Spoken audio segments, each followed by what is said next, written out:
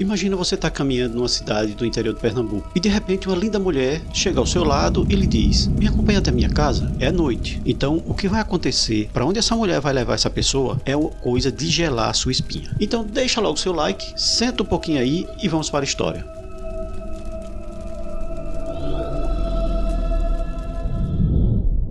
Bom, só para a gente contextualizar, a cidade de Catende, no interior de Pernambuco, zona da Mata Sul, lá tem uma usina de cana-de-açúcar que era chamada Usina Catende. Por muito tempo ela foi uma das usinas mais modernas do mundo. E o que é que faz uma usina de cana-de-açúcar? Ela faz açúcar. E álcool também. E o que é que ela usa para fazer açúcar? A cana de açúcar. No período da safra, onde é colhida e é cortada a cana, essas empresas trabalham dia e noite. Para que isso aconteça, é preciso fazer turnos de trabalhadores, que ora trabalham de dia, horas trabalham à noite. Então, esses turnos são balanceados. Tem gente que larga cedo, tem gente que larga tarde, tem gente que sai do trabalho meia-noite. Naquele tempo, não temos mais ou menos a data precisa, mas eu ficava assim, mais ou menos assim, lá pelos anos 40, no início do século passado. Apesar de ser uma região muito quente, localizada no interior de Pernambuco, no Nordeste, mesmo assim, naquela época as pessoas se vestiam mais elegantemente, com chapéus, aqueles vestidos longos e tudo mais. Não era feito mais ou menos hoje, que todo mundo anda mais tranquilo. Então, várias pessoas dessa cidade, da cidade de Catende, normalmente as pessoas mais velhas, inclusive minha mãe, que tem quase 90 anos, ela também me contava bastante essa história. Imagine que você é um desses trabalhadores que está saindo num turno da noite, normalmente meia-noite. Eram poucas pessoas que saíam meia-noite. E você está ali caminhando, pensando nas suas coisas, lembrando que era década de 40, então a iluminação era precaríssima, era tudo escuro, praticamente não tinha carro na rua, não tinha gente. Então, de repente, você é surpreendido por uma mulher. E não é qualquer mulher.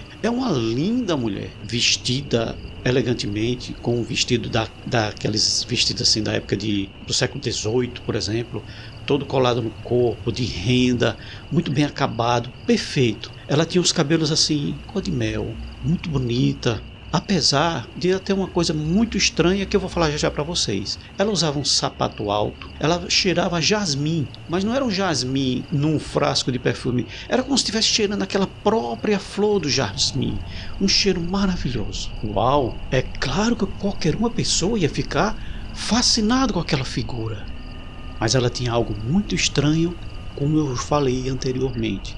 O que é que ela tinha de muito estranho? Ela estava com uma sombrinha armada.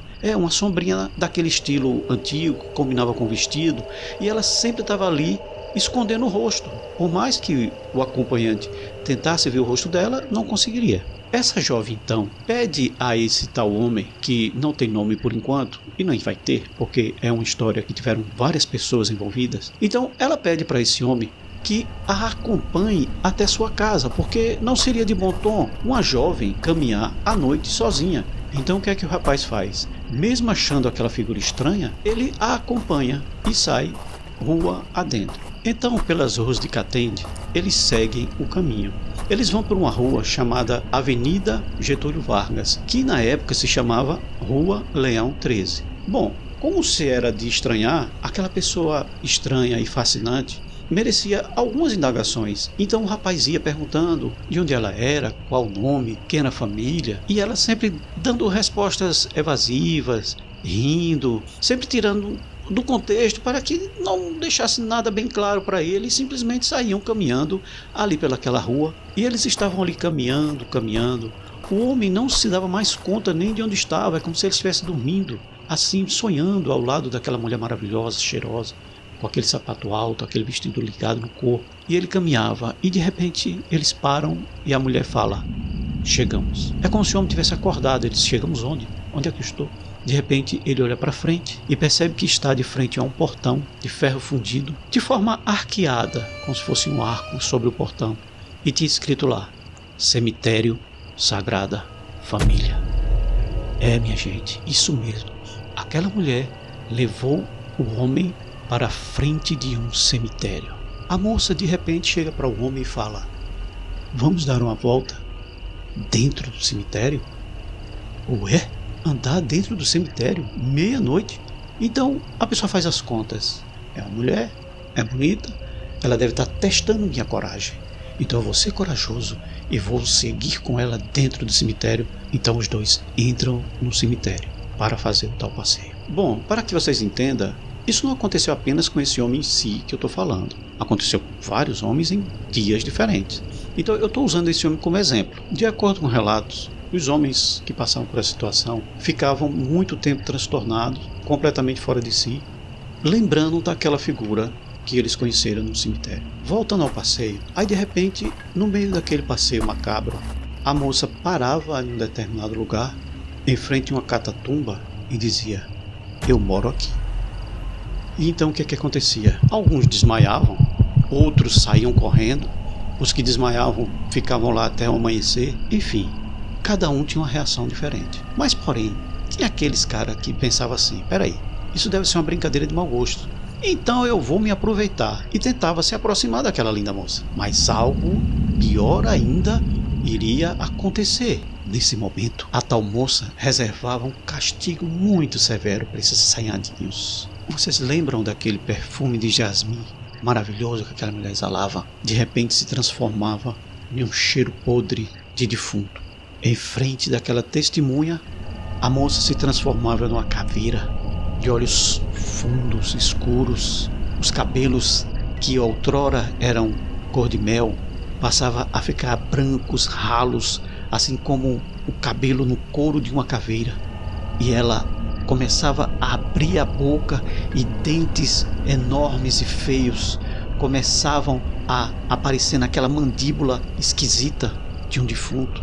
E aí um grito que fazia gelar a coluna, a espinha de qualquer homem machão. Um grito que ia lá no fundo de sua alma e arrancava toda a coragem que ele tinha. Isso era aterrador, e esse homem nunca mais seria o mesmo.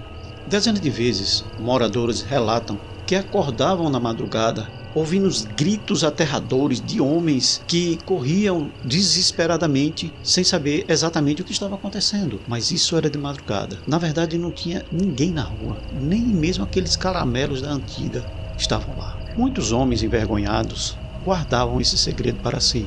Outros, porém, contavam a história, mas eram desacreditados, pensavam que era conversa fiada, até que realmente confirmaram que existia no cemitério de Catende uma linda jovem chamada a Mulher da Sombrinha.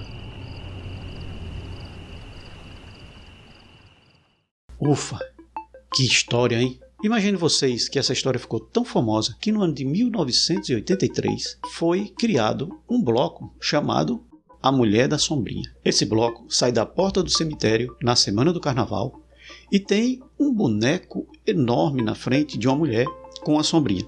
Mas essa sombrinha, na verdade, não é aquela de renda bonita, e sim uma sombrinha para pular frevo. Essa é a nossa história da misteriosa Mulher da Sombrinha da cidade de Catende. Se vocês gostaram dessa história, por favor, deixe seu like, se inscreva no canal para que nós possamos continuar contando mais histórias assustadoras.